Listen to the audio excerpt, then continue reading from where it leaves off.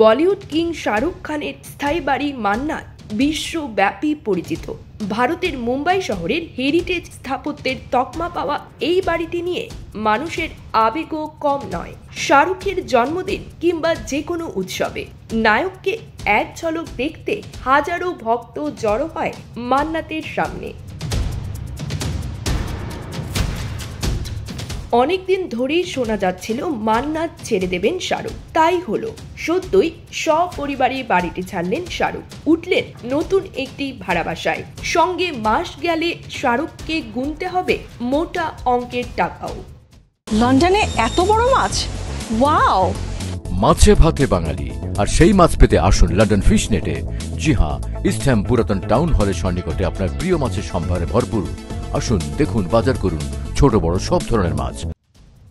শাহরুখের মান্নাত ছাড়ার কারণ হলো বাড়ি সংস্কার। জানা গেছে বান্দ্রার পালি হিল এলাকায় একটি বিলাসবহুল অ্যাপার্টমেন্টের 4 তলা ভাড়া নিয়েছেন অভিনেতা। তার মান্নাতে যতদিন কাজ চলবে ততদিনই পুরো পরিবারকে নিয়ে নতুন বাসায় থাকবেন কিং খান।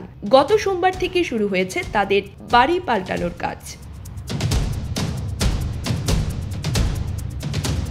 জানা গেছে শাহরুখের নতুন এই বাড়িটি মান্নাতের আয়তনের অর্ধেক। এক প্রতিবেদনে বলা হয়েছে অ্যাপার্টমেন্টের আয়তন 10,500 বর্গফুট, যেখানে মান্নাত 27,000 বর্গফুট।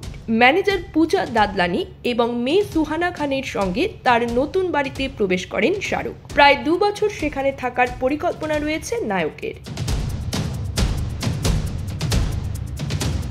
আরও এক প্রতিবেদনের মতে 4 তলার ওই অ্যাপার্টমেন্টটির জন্য মাসে 24 লক্ষ রুপি গুনতে হবে শাহরুখকে। ভবনটি জ্যাকি ভাগনানি, তার বোন দীপশিখা দেশমুখ এবং তাদের বাবা এবং প্রযোজক বাসু ভাগনানির মালিকানাধীন।